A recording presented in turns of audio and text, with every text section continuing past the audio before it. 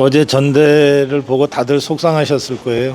저도 속상했어요. 그래서 몇 가지 좀 결심을 했어요. 이 고성구 TV 구독자를 좀 더 많이 늘려놔야 되겠다. 저는 이제 무슨 돈벌이 생계용으로 이 고성구 TV를 시작한 게 아니기 때문에 제 메시지를 국민들한테 전달하는 게 이제 평생의 직업인데, 문재인 좌파 정권 때 제가 진행하던 프로그램이나 나가던 방송 프로그램에서 다 퇴출이 돼가지고, 그래서 제가 제 얘기를 국민들한테 직접 전달할 방법이 없었는데 마침 유튜브라고 하는 게 있다 그래서 이게 뭔지도 모르고 그냥 뛰어들어서 시작해서 여기까지 온 거거든요. 그러다 보니까 무슨 구독을 해달라든지 뭐 무슨 좋아요를 눌러달라든지 무슨 슈퍼챗 해달라든지 그런 얘기를 제가 해본 적이 거의 없습니다. 근데 제 얘기를 듣고 여러분들이 자발적으로 다들 들어오셔서 지금 100만 유튜브가 된 거고, 그런데도 문재인 정권 때 계속 탄압을 받아가지고 고성TV를 유지하기가 어려운 상태라는 거를 우리 팬들이 아시고,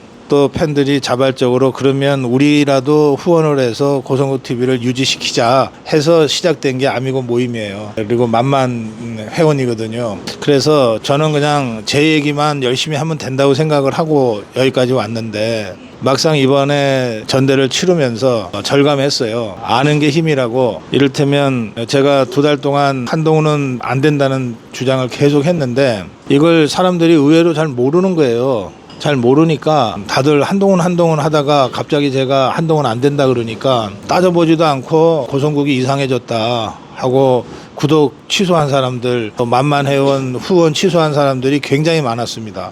그런데 그분 개 한 분 한 분한테 제가 설명할 방법도 없잖아요. 저는 어쨌든 방송을 통해서 제가 생각하는 거를 계속 말씀드릴 수밖에 없죠. 그러다 보니까 우리 아미고 회원들이 여기 오늘은 성부 모임인데 전국에 한 50여 개의 이런 아미고 모임 본부들이 있는데요. 거기 본부장들이 이번에 굉장히 고생했어요. 아미고 회원들이, 그 각 지역의 회원들이 저한테 직접 문자를 하거나 전화를 하기는 어려우니까 그 지역의 본부장들한테 막 항의들을 한 거예요. 아니 왜 한동훈이가 안 된다 그러냐, 고성국이 이상하다, 나 그만두겠다, 막 이런 식으로. 우리 본부장들이 다들 고생했습니다. 그러면서 느낀 거예요. 그냥 나 혼자 알고 있는 걸로는 안 된다. 이제 사람들한테 정확하게 알려야 되겠다. 알리고, 그리고 구독자와 만만 회원들을 더 많이 모아야 되겠다. 그래서 어떤 경우에도 흔들리지 않고 우리 자유파의 목소리를 지켜낼 수 있는 그런 고성구 TV가 돼야 되겠다. 이번에 제가 단단히 그렇게 결심했습니다. 2달 전에 전대가 시작될 때부터 저는 한동훈은 안 된다고 주장을 했는데, 전당대회 과정에서 한동훈 스스로 왜 자기가 한동훈이 안 되는지를 스스로 자백을 했어요. TV 토론 과정에서 김건희 여사 문자 관련된 한동훈의 주장이나 또는 나경원 공소 취소와 관련된 한동훈의 주장이나 이런 것들을 통해서 이제 우리 자유파 국민들이, 또 국민의힘 당원들, 또 고성구 TV의 시청자들이 고성국이 왜 몇 달 전부터 한동훈은 안 된다고 주장했는지 이제야 좀 알겠다, 다들 그러셨어요. 그래서 전대가 끝날 그 무렵에는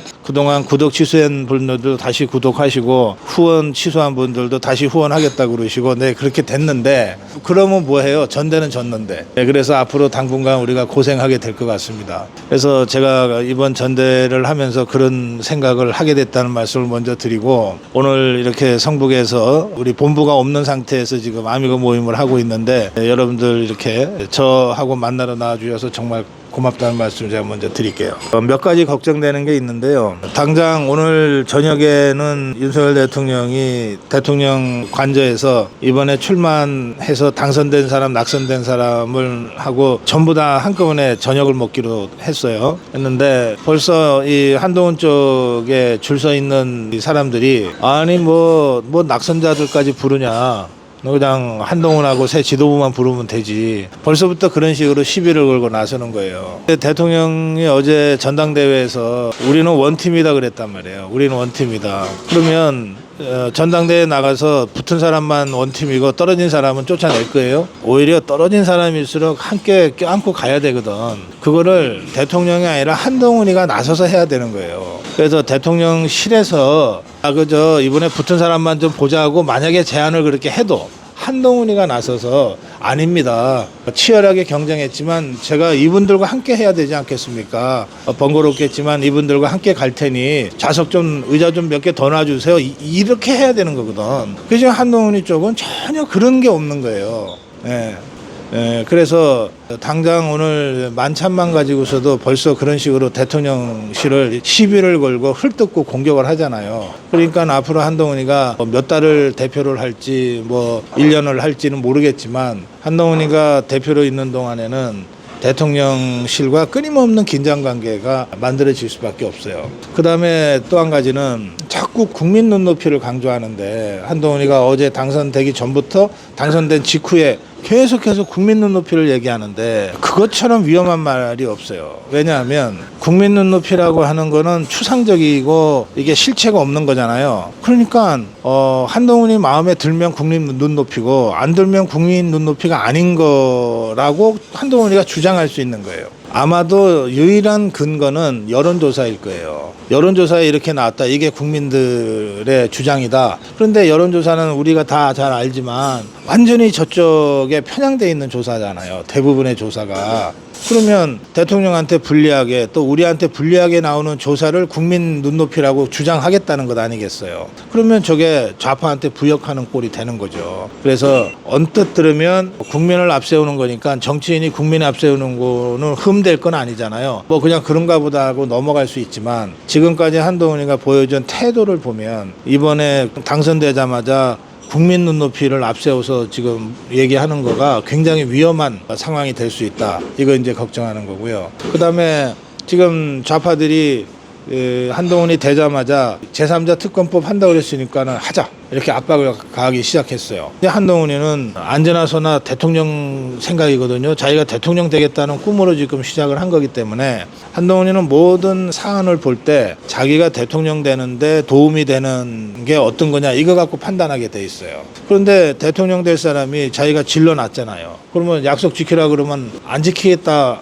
할 수 없잖아. 끌려가게 돼 있는 거거든요. 그러면 이게 어떤 문제가 발생하냐. 이 특검법은 법을 발의해야 되거든요. 그거는 국회 안에서 하는 일이잖아요. 그 일을 지휘하는 사람은 당대표가 아니라 원내대표입니다. 우리 당원 당규상 그렇게 돼 있어요. 그래서 투톱이라 그러는 거예요. 당대표는 당 전체를 대표하고 국회 안의 일은 원내대표가 지휘한다 이렇게 돼 있거든요. 그러면 제3자 특검법을 지가 공약은 했지만 이걸 입법으로 만들어 가지고 당론으로 추진을 하려면 원내대표가 이걸 지휘를 해야 돼. 근데 추경호는 어떤 경우에도 특검은 안 된다는 입장이 확고해요. 그러면 한동훈이는 지 특검법 하겠다고 그러고 원내대표는 안 된다고 그러면 둘이서 싸우게 되잖아요. 그러면 누가 양보해야 됩니까?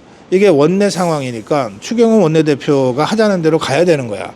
그런데 지가 대표라는 거를 앞세워서 또 자기가 이번에 당선시킨 최고위원 몇 사람을 앞세워서 추경호를 막 핍박할 수가 있어요. 자기의 대권 전략 때문에 그렇게 되면 당이 박살이 나는 거예요. 대통령과 당 관계도 위험하지만 지금 당대표와 원내대표 간의 관계도 지금 굉장히 위험한 상황이 만들어질 수 있어요. 그렇게 되면 우리는 완전히 좌파 앞에서 우리 우파 자유우파 완전히 분열되는 거죠. 근데 지금 상황이 얼마나 위험한 상황이냐면 지금 좌파들은 이제 며칠 있으면은 조국이 감옥 가고 며칠 있으면은 이재명이 감옥 가고 막 이런 상황이잖아요. 며칠인지 몇 달인지 몰라도 언제는 갈 거 아니에요. 그러니까 저 이재명이나 조국이는 지그들 감옥 가기 전에 윤석열 대통령을 탄핵으로 끌어내리면 대통령 선거를 해야 되거든요. 60일 안에. 그 선거를 자기들이 나가서 대통령이 되면 감옥 안 간다 이런 계산을 하고 있잖아요. 그러니까 최대한 윤석열 대통령을 하루라도 빨리 탄핵시켜야 자기들이 감옥에 안 갈 수 있는 거야. 그래서 지금 탄핵을 시작했단 말이에요. 탄핵 운동을 광화문에 촛불 들고 나왔잖아요. 윤석열 탄핵하자고. 이런 상황에서 8년 전에 우리가 박근혜 대통령 탄핵 때도 보면 좌파들이 쫙 탄핵하자고 몰려들었는데 그것만 갖고는 우리가 탄핵을 막아낼 수 있었거든요. 지금도 마찬가지예요. 지금도 좌파들이 바깥에서 아무리 촛불을 들어도 108명의 국민의힘 국회의원들이 이탈하지만 않으면 국회에서 탄핵 의결을 막을 수 있어요. 그런데 저쪽에서 탄핵으로 쫙 분위기 잡고 오는데 한동훈이가 자기 대권 전략 때문에 원내대표랑 싸우고 대통령실과 척지고 이런 식으로 하면 그러면 그 틈을 비집고 좌파들이 탄핵 공세를 할 경우에 막아내지 못하고 우리가 분열할 가능성이 높아요. 그렇게 되면 우리가 8년 전에 박근혜 대통령 잃었듯이 이번에 또 윤석열 대통령을 잃을 수 있는 거예요. 그래서 제가 전당대회 내내 뭐라고 우리 주장했냐. 이번에 당대표는 윤석열 대통령을 지키는 대표여야 된다. 자기 정치 뭐 지가 대통령 되고는 나중에 생각해라. 지금은 그렇게 한가한 때가 아니다. 지금은 저 좌파들이 이재명이 조국이가 총력전을 펼쳐서 윤석열 대통령을 끌어내리려고 하니까 그걸 지킬 수 있는 대표여야 된다. 근데 한동훈이는 지금 그게 안 된다. 그러니까는 지금 당대표는 한동훈이로서는 안 된다. 제가 이렇게 주장한 건데 이게 지금 현실화되고 있는 거예요. 그래서 지금 8년 전보다도 지금이 어떤 면에서는 더 위험한 상황이 됐다. 저는 그렇게 느끼고 있습니다. 이 위기 상황을 우리가 이제 극복해 가야 되는데요. 첫째는 대통령 중심으로 우리 자유파가 다시 전열을 재정비해야 됩니다. 우리가 국민의힘이 여당이라고 그러잖아요. 여당은 대통령이 국민의힘의 당적을 갖고 있기 때문에 국민의힘이 여당인 거예요. 영원한 여당이 아니에요. 대통령 선거에서 지면 그 순간 야당 되는 거거든요. 의석수가 많건 적건. 그러니까 지금 국민의힘이 여당이라는 것은 국민의힘의 윤석열 대통령이 당적을 갖고 있다는 뜻이에요. 그러니까 윤석열 대통령은 상수죠. 변수가 아니고 상수죠. 그래서 우리는 지금 이 집권 세력으로서 윤석열 대통령을 중심으로 앞으로도 3년간은 정치판을 운영을 해 나가야 돼요. 그게 여당이니까. 그게 싫으면 이준석이처럼 떨어져 나가서 야당하면 돼요. 이준석이 나가갖고서 지금 야당하고 있잖아요. 그러니까 우리가 이준석이한테 이래라 저래라 아무 말도 안 하잖아요. 그러니까 윤석열 대통령을 중심으로 정치하기가 싫은 사람은 나가라. 나가서 야당해라. 한동훈 쫄개들한테도 내가 계속 그렇게 얘기하는 거예요. 너네가 여당으로 정치를 하려면 대통령 중심으로 해야라. 그게 싫으면 대통령 중심으로 윤석열 중심으로 하기가 싫으면 나가서 야당해라 말이에요. 근데 이 자들이 나가지도 않고 대통령 중심도 포기해버리는 수가 있는 거예요. 그게 이제 한동훈의 대권 전략이죠. 왜냐하면 한동훈이 대통령 되는데 윤석열 대통령의 지지율이 잘 안 나오니까 자꾸 걸림돌이라고 생각을 하면 어떻게든 윤석열 대통령과 거리를 두고 구박하고 때로는 막 아주 혹독하게 비판하고 이러면서 자기 길을 가려고 그러지 않겠어요. 그렇게 되면 대통령을 지킬 수가 없는 거거든. 그러니까 다시 말씀드리지만 이제 전대는 끝났어요. 당분간은 한동훈이가 당을 이끌어야 되는데 이 한동훈이한테 우리가 강력하게 주문해야 되는 거는 다른 거 없어요. 대통령을 중심에 놓고 당을 운영해라. 그래야 여당이. 그거 못하겠다 그러면 지금이라도 그만둬라. 이제 저는 한동훈이한테 요구하는 거 요거 딱 하나예요. 그다음에 지난 주말에 검찰의 서울지검장 이창수 검사장이 김건희 여사를 소환 대면 조사를 했어요. 이 문제와 관련해서 지금 이원석이 검찰총장이 자기가 패싱 당했다고 막 길길이 날뛰고 있고 막 이러잖아요. 그리고 그러면서 이원석이가 하는 말이 뭐냐, 국민 눈높이에 안 맞는다예요. 근데 똑같은 말을 한동훈이도 국민 눈높이에 안 맞는다 그러고 있어요. 그럼 이 얘기는 뭐냐, 이원석이가 사실상 윤석열 대통령을 공격하는 거거든요. 국민 눈높이라는 것을 내세워서. 한동훈이가 국민 눈높이라는 걸 내세워서 윤석열 대통령을 공격하는 거거든요. 그리고 김건희 여사를 공격하는 거거든요. 그럼 이게 진짜 그런 거냐? 내가 알기로 김건희 여사는 아니 어차피 한 번은 조사를 받아야 수사가 마무리된다면 그럼 내가 수사 받겠다. 그리고 수사 받는데 뭐 장소 가릴 건 뭐 있냐? 그럼 내가 검찰 가겠다. 이게 원래 김건희 여사의 입장이었어요. 그런데 김건희 여사도 지금 이게 사법적인 문제가 되니까 변호사를 선임해서 변호사를 통해서 이걸 하고 있는데 변호사 입장은 뭐냐면 이건 법률가니까 정치인이 아니잖아요. 변호사 입장은 뭐냐면 아니 이게 검찰한테 가서 수사 받을 일입니까 이게. 소환조사 말도 안 됩니다. 이게 변호사 입장이었던 거예요. 그러면 이 변호사 입장을 구체적으로 말씀드리면 이런 겁니다. 사건은 두 개예요. 하나는 도이치모터스 주가 조작 의혹이고 또 하나는 디올 파우치백 수수 사건인데 도이치모터스 주가 조작 의혹 사건은 10년 전에 있었던 사건인데 거기서 김건희 여사도 조사를 받았지만 전혀 혐의가 없어서 무혐의로 종결됐어요. 이미. 그런데 4년 전에 윤석열 대통령이 검찰총장을 할 때 그때 추미애가 조국이하고 추미애가 자기네 말을 안 들으니까 윤석열 검찰총장을 이제 공격을 시작했잖아요. 문재인의 허락을 받아서 공격을 시작했잖아요. 공격을 시작할 때 그때 윤석열 총장이 뭐 흠이 별로 없으니까 윤석열 총장을 끌어내리기 위해서 정말 할 수 있는 걸 전부 다 동원해서 탈탈 털었거든. 그러면서 이미 10년 전에 종결됐던 도이치모터스 사건을 다시 갖고 온 거예요. 다시 갖고 와서 다시 재수사를 시작한 거야. 그런데 그 문재인 정권이 윤석열을 죽이기 위해서, 윤석열 검찰총장을 죽이기 위해서 이미 종결됐던 사건을 다시 갖고 와서 2년간을 털었어. 털었는데도 김건희 여사를 그때 소환을 못했어요.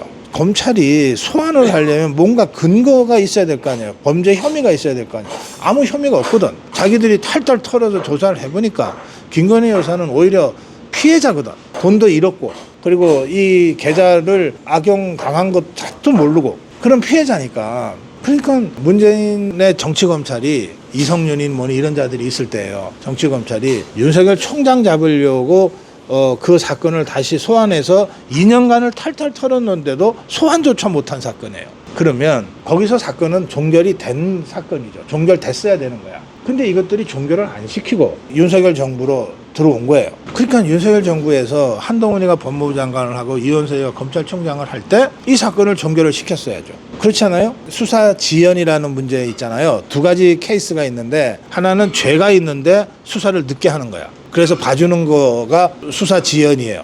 그게 조국이 경우야. 조국이 죄 있는데 3년 동안이나 수사를 천천히 했잖아요. 수사 지연. 죄 있는데 봐주는 수사 지연이 있어요. 또 하나는 죄가 없는데 사건을 종결하지 않고 지연시켜서 괴롭히는 수사 지연이 있어요. 이게 김건희 여사 건이에요. 김건희 여사 도이치모터스는 문재인 때 2년간 탈탈 털었는데도 소환조차 못할 정도로 아무것도 아닌 거거든. 그러면 거기서 마감을 해야죠. 불기소로 끝내야지. 그런데 이거를 끝내질 않고 계속해서 여기까지 끌고 온 거예요. 그러면 김건희 여사 입장에서는 4년 동안이나 어쨌든 수사 중인 사람이 되는 거 아니에요. 그렇잖아요. 그게 얼마나 괴로운 일이에요. 그거를 한동훈이하고 이원석이가 법무부 장관 총장을 있으면서 이거를 처리를 했어야지. 진짜 아닌 말로 지그들이 보기에 이게 뭐 한동훈이 이원석이 다 특수던 검사들이 아니에요. 지그들이 보기에 아 이거 김건희 여사 진짜 문제 있다고 그러면 지그들이 기소를 빨리 했든지 아니면 이거 진짜 문제가 뭐 별거 아니네 이건 문제가 없네 법적으로 라고 하면은 불기소 처분을 하든지 이걸 했어야 되는데 이것들이 안 한 거야 2년 동안이나. 그러니까 이창수 지검장이 자기가 그럼 종결하겠다, 종결하려면 한 번은 대면 수사를 해야 되겠다 해서 김건희 여사 쪽에다가 조율을 시작한 거예요. 그래서 김건희 여사가 수사를 언젠가는 끝을 내야 되는데 그 끝을 내기 위해서 대면 수사가 필요하다고 하면 우리 변호사는 어떤 경우에도 수사할 사안이 아니라고 주장하지만 나는 이미 그런 일반인하고 좀 다르지 않냐, 그러니 내가 대면 수사 받겠다 해서 이번에 수사가 이루어진 거거든. 그러니까 일반인 같으면 여기까지 오지도 않는 거야. 이게 윤석열 총장의 부인이니까 사실은 여기까지 오게 된 거고 대통령 부인이니까 여기까지 오게 된 거예요. 그야말로 역차별을 받아도 이렇게 심하게 역차별받는 경우는 없어요. 그런데 이렇게 해서 수사를 했는데 이걸 가지고 특혜를 받았다, 검찰청사에 안 나왔다고 시비를 걸고 있는 거 아니에요. 그리고 그걸 가지고 이원석이와 한동훈이가 국민 눈높이에 안 맞는다고 지금 시비를 거는 거야. 지것들이 마땅히 지것들이 마무리했어야 될 사건을 이렇게까지 지연시켜 놓고 이창수가 이거를 총대를 메고 수사 마무리를 하겠다고 하는데 그걸 가지고서 국민 눈높이라 그러면서 김건희 여사를 다시 공격하잖아요. 이건 좌파보다도 더 사악한 자들이에요. 그런 부분이 있고, 그 다음에 이제 두 번째 사건은 디올 파우치 의혹인데 이거는 국민권익위원회가 고발을 받아가지고 조사를 했어. 그런데 아무리 따져봐도 적용할 법조항이 없는 거야. 청탁금지법이라는 거, 김영란법이라는 건데요. 이걸 아무리 들여다봐도 대통령의 배우자에게는 해당되는 사항이 없는 거예요. 그래서 국민권익위원회가 이건 해당 사항 없다라고 종결을 했어. 그러면 검찰에서도 이걸 수사할 이유가 없는 거잖아요. 그러니까 김건희 여사의 변호사가 이거는 수사사항이 아니다, 우리가 왜 그걸 갖고 수사를 받아야 되냐 했던 거예요. 이것까지도 김건희 여사가 아니 법적으로는 그렇지만 그래도 국민적 의혹이 있다고 하니 그럼 내가 그 수사 받겠다 해서 이번에 받은 거예요. 그러니까 이것도 일반인 같으면은 이 수사 근처에도 안 갈 사건이 김건희 여사이기 때문에 오히려 소환돼서 대면 조사까지 받은 거거든요. 그러니까 이것도 사실은 역차별이에요. 이렇게 해서 이창수 지검장이 총대를 메고 김건희 여사를 설득해서 소환해서 대면 조사를 한 거 아니에요. 근데 장소가 그러면은 왜 제3의 장소냐, 이게 처음이 아니에요. 제3의 장소에서 수사한 것은 수없이 많고 그거는 검찰의 자체 판단 권한에 있는 거예요. 법조문 어디에도 청사에서 수사해야 된다고 돼 있지가 않아요. 그러면 이제 예를 들어서 청사로 그러면은 김건희 여사는 귀양 갈 거 나 청사 가게에서 수사 받겠다고 처음에 했다는 거예요. 그러면 청사로 간다고 생각해 봅시다. 이 유사한 사례가 이 검찰청사에 나와서 대통령이 수사받은 적은 한 번도 없어요. 영부인도 수사받은 적 한 번도 없는데 이제 비교적 유사한 사례가 전 대통령이야. 이명박 전 대통령이 전직 대통령인데 어쨌든 대통령을 지낸 분이니까 우리가 검찰이 예우를 하면서 수사를 했는데 검찰청사에 와서 수사를 받았어요. 그때 어떻게 했냐? 제가 좀 조사를 해봤어요. 이명박 대통령이 검찰청사에 나와서 수사 받는 날 반나절을 검찰청사 문을 닫았어. 검찰청사가 한 200명 가까운 검사들과 수백 명의 수사관들이 일하는 곳인데 전체가 그 시간 동안 수사를 안 했어요. 그러니까 피의자를 부르지도 않고 민원인 접수도 안 받았어요. 완전히 자남을 비워버렸어. 혹시나 모를 불상사 때문에. 이게 아니 전직 대통령이나 이런 그 주요 요인들이 검찰청에 나와서 조사를 받는데 갑자기 누가 뭘 해코지를 했다 뭐 이렇게 되면은 그럼 검찰청 입장에서는 심각한 문제가 되니까 안전이 제일 중요하거든. 그러니까 안전 조치를 취하기를 아예 청사 문을 닫다시피 하면서 취한 거예요. 그러면 얼마나 많은 국민들이 사실은 그날 민원인들이 청사 가야 되고 뭐 소환 받아서 조사 받아야 되고 하루라도 빨리 끝을 내야 되고 이런 사람들이 딱 그 시간 동안 올스되는 거 아니에요. 그래서 이번에는 전직도 아니고 현직 대통령의 부인이 만약에 청사로 나간다 그러면 이명박 전 대통령 수사하던 수준보다 더 아마 강하게 경호를 하지 않을 수가 없었을 거예요. 대통령 경호실 법에 의해서 경호받는 사람이거든.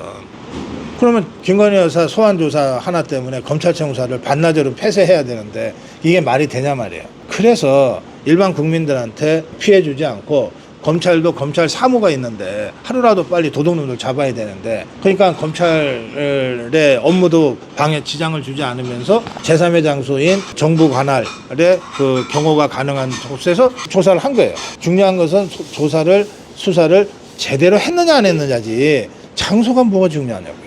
그리고 그렇게 따지면 제3의 장소에서 수사받은 전직 대통령, 전직 영부인 이런 사람들이 한둘이 아니잖아요. 심지어는 재벌들 있잖아요. 대기업 총수들도 기업 이미지 때문에 수사를 대검이나 검찰에 나오지 않고 호텔방에서 받는 경우들이 많아요. 해외 신인도가 떨어지니까. 그러니까 김건희 여사를 제3의 장소에서 수사를 했다고 하는 것을 갖고 시비 거는 거야말로 진짜 이게 국가관도 없고 뭐가 중요한지도 모르고 그런 거죠. 지금 이원석이나 한동훈이가 국민 눈높이 얘기하면서 김건희 여사가 제3의 장소에서 수사받은 것을 마치 무슨 하자나 있는 것처럼 얘기하는 건 다른 사람들이면 몰라도 특수통 검사로 커갖고서 총장도 하고 법무부 장관도 했던 자가 지금 그걸 갖고 시비 거는 것은 이건 있을 수 없는 일인 거예요. 이거는 뭔가 대통령에 대한 시비를 걸겠다. 김건희 여사에 대한 시비를 걸겠다고 하는 그런 사악한 의도를 갖지 않으면 이런 식으로 말을 할 수가 없는 거라고요. 예, 그래서 이런 상황을 보면 한동훈이 당대표가 된 이후에 대통령과의 관계나 또는 우리 자유파 전체를 함께 하는 것과 관련해서 말로는 함께한다 하지만 참 어려움이 많겠다라고 하는 것을 이제 짐작케 하는 거죠. 김건희 여사 검찰 수사는 지금 굉장히 뜨거운 현안이라서 또 앞으로도 며칠 동안 이게 논란이 될 거기 때문에 그리고 이 사건 관련한 이원석의 입장이나 한동훈의 입장이 아주 적나라하게 그들의 그 실체를 드러내고 있기 때문에 제가 사례로서 설명을 드렸어요. 일단 여기까지 제가 말씀드리는 거 여기까지 하고 여러분들 질문이나 의견 받겠습니다. 지금 말씀 주신 것 때문에 느낀 건데 저희가 사실은 뭐 왜 제3의 장소에서 받았냐라고 했을 때 저희 논리가 조국이도 그랬다 누구도 그랬다 그런 논리들을 방송에 나오시는 패널이나 이런 분들이 대부분 그런 논리들을 쓰세요. 그런데 이제 저는 그래요. 걔들이 그랬으니까 우리도 그러겠다라고 하는 건 저도 옳지 않다라고 생각을 하거든요.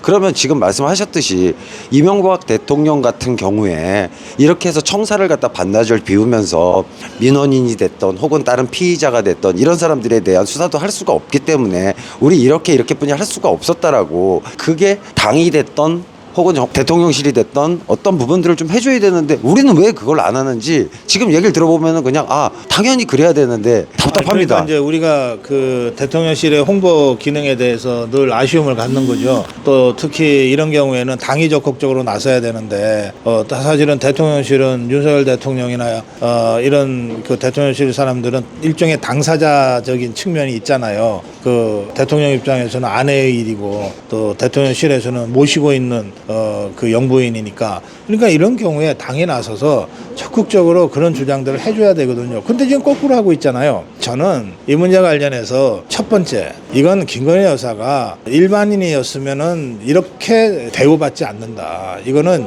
역차별을 받고 있는 거다. 두 사건 경우 모두가 다 김건희 여사기 때문에 안 받아도 될 고초를 겪고 있는 거다. 이건 역차별이다라고 하는 관점을 우선 확실하게 해야 되고 그다음에 두 번째는 현직 대통령 부인은 대통령이 정상회담을 할 때 거의 대부분 이 동행을 합니다. 거의 대부분 동행을 하는데 그 동행이 그냥 남편 혼자서 해외여행하는 거 외롭고 힘들 테니까 따라가 주는 게 아니잖아요. 이게 외교의 프로토콜이잖아요. 관행이잖아요. 그래 가면 배우자 프로그램이 따로 있잖아요. 정상회담을 하면 그쪽 정상의 배우자와 우리 대통령 부인이 따로 하고 또 나토 정상회의 같은 거 하면은 여러 나라의 정상들과 배우자들이 오면 이 배우자 프로그램을 따로 하잖아요. 이게 다 외교잖아요.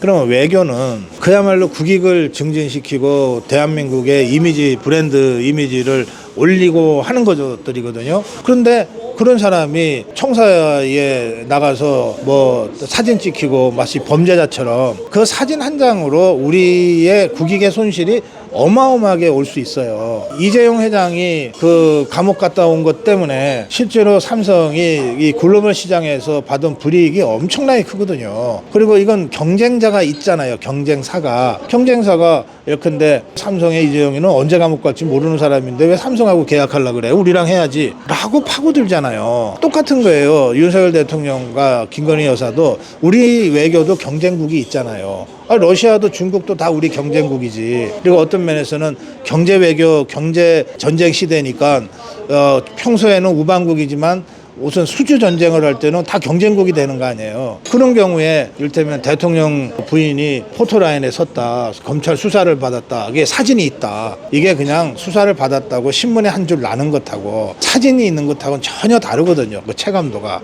그런 국익적 관점에서 볼 때 현직 대통령이나 현직 대통령 부인이 어떤 경우에도 포토라인에 서서는 안 된다는 게 내 생각이에요. 그리고 그거를 이번에 검찰청에서 제대로 지켜줬다고 저는 생각해요. 검찰청사를 가는 것은 물론 조국이가 포토라인을 없애서 포토라인에 서지는 않지만 그러나 그렇기 때문에 모든 언론사의 검찰 출입 사회부 기자들이 뻗대기를 하고 있다고요. 거의 하루 종일. 그냥 뻗치고 있는 거야. 누가 나오면 사진 찍으려고. 그러니까 이 사람들을 다 따돌리고 비밀 통로로 해서 왜 이렇게 옹색하고 궁색하게 해야 되냔 말이에요.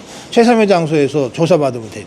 더구나 김건희 여사는 대면 조사 받기 전에 이미 서면 조사로 70쪽짜리 답변서를 이미 낸 상태예요. 예전에 우리 감사원이 문재인이한테 감사를 하겠다 그러면서 질문서를 작성해서 서면 답변을 요구한 적이 있어요. 그런데 그때 문재인이가 뭐라 그랬는가 하면은 무례한 것들. 아니 현직도 아닌 전직이 이 서면 답변서를 요구도 무례한 것들이라고 한 게 좌파들이에요. 근데 김건희 여사는 현직 영부인인데 다 70쪽에 달하는 서면 답변서를 줬고 그리고 그것도 부족해서 이거 대면 조사를 해야 됩니다 하니까 응한 거 아니에요.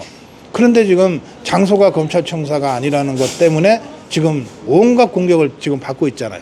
좌파들이 공격하는 거는 그래 저것들 원래 공격하려고 기다리고 있었으니까 되는데 아니 이원석이가 공격하고 한동훈이가 공격하는 건 이건 정말 있을 수 없는 일인 거예요. 그런 것이고 그다음에 경호와 안전의 문제가 크죠. 그 다음에 그런데 따지고 보니까 살펴보니까 옛날에 너네도 그랬더라. 다른 얘기는 그 이후에 뭐 하면 하고 아니면 아닌 거지. 뭐 문재인이가 이랬으니까 권양수이가 이랬으니까 이것 때문에 이 김건희 여사 얘기를 정당화할 그런 식의 접근법은 나는 우리 황상혁 회원 말씀대로 그렇게 처음부터 접근하는 건 적절치 않다. 그러니까 좀 당당하게 나가야지. 당당하게. 지금 이제 우리 황상혁 회원도 그렇고 우리 고부의 회원도 우리가 봐도 답답하다. 근데 왜 이렇게 홍보가 안 되냐. 홍보가 안 되냐. 그런데 이게 참 그렇습니다. 공보와 홍보는 좀 다르긴 한데 어쨌든 다 함께 뭉뚱그려서 얘기하면 결국 언론이 이 문제를 어떻게 보고 어떻게 국민들한테 전달하는가의 문제잖아요. 그러니까 평소에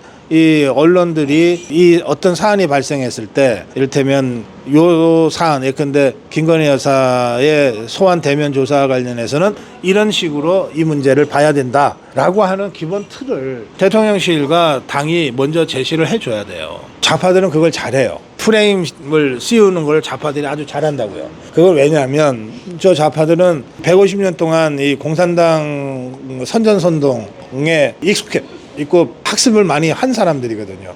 그러니까 무슨 사안이 생기든지 간에 자기들이 유리한 프레임을 딱 제시하고 그 프레임 속에서 국민들이 생각하게끔 만드는 거예요. 그런 면에서 이 사람들은 프로페셔널해요. 근데 이제 우리 자유파 쪽은 대통령실에 있는 사람들이나 당에 있는 사람들이 이 프레임을 만드는 거를 잘 못해요. 이거는 생각만 갖고 있는다고 되는 게 아니에요. 이건 상당한 정도의 전문성과 노하우 또 오랜 그 축적된 경험 그다음에 자기가 프레임을 던지면 그걸로 끝나는 게 아니라 그 프레임을 각 언론사들이 받을 수 있도록 설득해야 되고 그런 거를 받게 만들 정도의 오랜 동안의 네트워크 관리가 필요하거든요. 근데 뭐 한 10년, 20년 정말 가깝게 지낸 기자한테는 전화로라도 아야 이런 사안은 이렇고 이런 거야. 이렇게 설명하면은 알아듣기도 쉽고 그다음에 조금 자기가 다른 생각이 있더라도 대통령실의 수석이 그렇게 얘기하니까 일단 그렇게 한번 써줘야 되겠다. 이게 되는데 생면부지에 뭐 맨숭맨숭 뭐 이런 사람한테 갑자기 뭐 대통령실에서 이건 이런 겁니다라고 딱 얘기하면 기자들이 그렇게 받아 써주냐고요. 그런 면에서는 좌파들은 끊임없이 수십 년 동안 그걸 해온 사람들이고 또 지금 현재 언론에 활동하는 현업 기자들이나 PD들이나 이런 사람들이 다 민노총 언론노련에 소속돼 있거나 그 영향력을 받고 있는 사람들이잖아요. 그러니까 좌파들의 프레임에 익숙한 거지.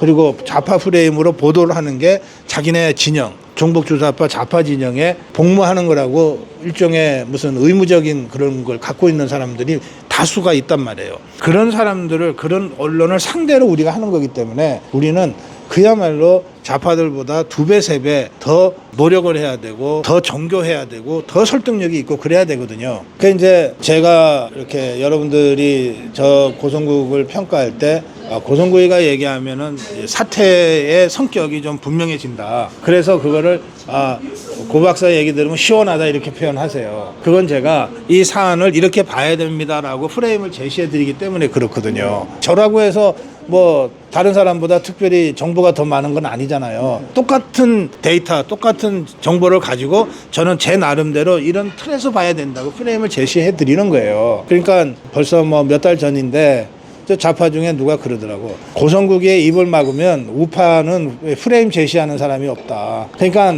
산발적으로 파편화된 팩트를 갖고 떠들기는 하지만 그거 별거 아니다. 고성국이 입을 막아야 된다. 직원들 그렇게 생각한대. 회의에서 그런 얘기도 한 적이 있대. 그러니까 지금 우리가 이게 우리 현실이라고 하는 걸 솔직히 인정을 해야 돼요. 그래서 진짜 전문가를 지금부터 키워야 돼요. 저는 지금 대통령실이나 국민의힘에 이 홍보 쪽에 또는 공보 쪽에 있는 사람들이 뭐 신문 기자 출신도 있고 뭐 이렇게 언론인 출신도 있고 있지만 프레임은 또 다릅니다. 기자 생활 오래 했다고 해서 프레임이 자동적으로 생기는 거 아니에요. 이것이야말로 그야말로 가장 전문성을 갖추고 해야만 될 영역이다. 그런 면에서 우리가 절대적으로 역량 부족 상태다라고 하는 거를 솔직히 시인하고 그리고 지금부터도 나도 사람들을 키워나가는 노력을 해야 된다고 생각해요. 시간은 좀 걸리겠지만 다른 방법이 없어요. 탁현민이 예를 많이 드는데 탁현민이도 그런 좌파 입장에서 그런 프레임을 만들어낼 수 있는 선수 중에 하나예요. 근데 좌파 진영에서 뭐 최고의 선수 이런 건 아니고 그냥 이 써먹기 좋은 정도의 선수인데도 우리 자유파에는 그런 탁현민이 같은 그만한 사람도 별로 찾아보기 어렵다. 이렇게 우리가 지금 한탄하는 건데 한탄만 하고 있어서는 문제가 해결 안 됩니다. 하나하나 만들어내야죠. 근데 박근혜 대통령 탄핵 시기부터 제가 뉴스를 보기 시작했고 그때부터 제가 이제 이렇게 유튜브를 듣기 시작했어요. 제가 느끼는 거는 이제 박사님 이렇게 설명하신 걸 말씀하신 거 보면은 속이 시원해요. 굉장히 해안도 밝으시고 정치적으로도 너무 많이 아시는 것 같아서 윤석열 대통령이 취임하고 난 뒤에 왜 박사님을 안 만날까? 박사님을 만나면 거기서 좋은 조언도 얻을 수 있고 가야 할 길이 좀 정해질 것 같은데 왜 안 만나시고 그럴까? 저는 그게 깝깝하더라고요. 만나셔가지고 좀 좋은 길을 이런 길이 있다라고 왜 조언을 못 해드릴까? 그게 좀 답답하더라고요. 제가 우선 이제 대통령과는 별로 만나고 싶지가 않고요. 왜요? 저도 사람인데 만나면 영향받잖아요.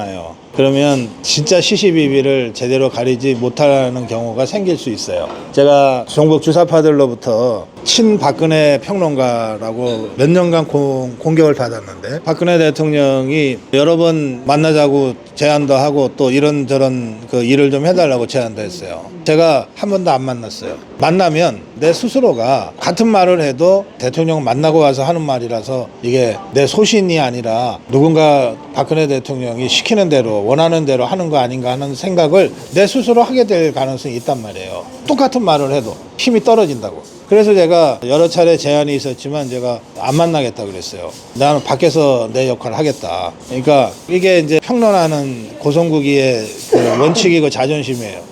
그래서 저는 이렇게 생각해요. 제가 매일 생방송을 하잖아요. 그리고 현안에 대해서 제 입장을 숨김없이 다 얘기하잖아요. 제가 늘 하는 말이 있어요. 나는 다 얘기를 한다, 공개적으로. 그러니까 귀 있는 자 듣고 눈 있는 자 봐라. 봐도 못 보면 어쩔 수 없지 않냐. 내가 방송에서 이렇게 얘기하는데 그걸 못 알아들으면 따로 만나서 얘기한다고 해서 그걸 알아듣겠냐. 저 그런 관점이에요. 그래서 저는 윤석열 대통령 만날 생각이 없고 계속 이런 식으로 자유파의 정론 방송을 해나가는 평론가로서 평론을 하는 거예요. 그러니까 저는 고성구 TV를 윤석열 대통령이나 이 정권의 핵심적인 사람들이 봤으면 좋겠어요.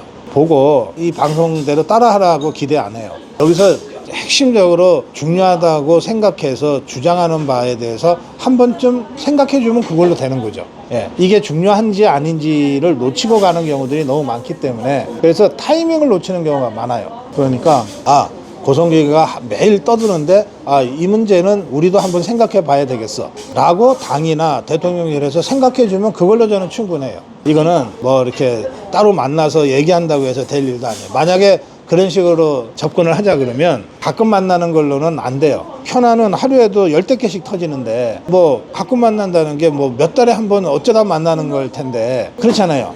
그러면 그래갖고서 그 시점에 뭘 얘기한다고 한들 그게 정부 흐름에 무슨 영향을 주겠어요. 그러니까 진짜 대통령과 또는 당과 긴밀하게 협력해서 뭘 하겠다 그러면 내가 대통령 비서로 들어가야지. 근데 사실은 비서로 들어가도 잘 안 돼. 왜냐하면 역대 정권이 윤석열 대통령은 어떻게 하는지 모르겠는데 역대 대통령들이 직업 비서 있잖아요. 비서실장 수석. 이런 사람들도 일주일 가도 못 만나는 경우들이 많거든. 그러니까 가장 가까이 있다고 하는 비서들도 대통령과 만나는 게 쉽지가 않아요. 그럼 당도 마찬가지예요. 저게 이제 한동훈이가 당 대표가 됐지만 그래서 당장 오늘 저녁에 대통령과 밥을 먹는다고 하는데 그리고 난 다음에 다시 대통령 만나는 게 일주일 후가 될지 석 달 후가 될지 1년 후가 될지 모르는 거예요. 그리고 그런 식으로 만나면 정말 중요한 얘기들을 하기가 쉽지가 않습니다. 그래서 아예 정말 정치권에 뛰어들어서 대통령실의 수석 수준으로 뭔가 포지션을 해서 일을 하든지 아니면 저처럼 완전히 거리를 두고 그러나 자유파의 정론을 통해서 윤석열 정부를 성공시키겠다. 대통령을 지키겠다. 이렇게 하든지지 중간에 어중간하게 그런 것은 제가 원하는 바가 아니다. 그렇게 생각해요. 만약에 네. 한동훈이가 지금 현 대통령 1호 당원을 예. 출당시키면 그전에 홍준표가 박근혜 대통령을 출당시켰잖아요. 네. 일단은 윤석열 대통령을 출당시킬 수 있나요?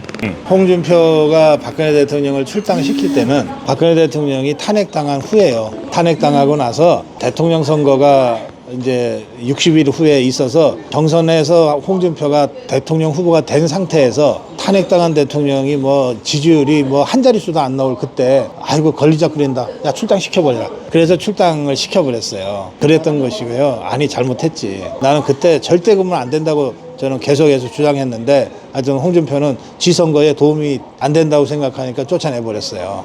그런 거고 현직 대통령을 출당시키는 거는 그렇게 간단하게 할 수 있는 일이 아니에요. 아니고 유일한 가능성은 대통령이 정말 국민의힘은 여당으로서 자격이 없다 생각해서 스스로 당적을 이탈해서 탈당하는 거죠. 그런 게 가능성이 이제 있는데 어제 전당대회에서 윤석열 대통령이 그랬잖아요. 나는 지금까지도 당과 함께 했고 앞으로도 당과 함께 할 것이다. 세간에 한동훈이가 당대표 되면 대통령을 쫓아낼 거다 또는 대통령이 꼴보기 싫어서 탈당할 거다 이런 루머들이 쫙 돌았어요. 그러니까 대통령이 적어도 그거는 불식시켜야 되겠다고 생각을 한 것 같아요. 그래서 지금까지도 당과 함께 했고 앞으로도 할 것이다 라고 딱 선언을 해서 탈당이니 출당이니 하는 거는 이제 전혀 우리가 고민 안 해도 되는 상황이 됐어요. 이제 중요한 거는 대통령이 당에 그냥 있는데 그런데 대통령이 집권 세력의 중심이 되지 못하게 만드는 세력이 준동하는 것이 문제죠.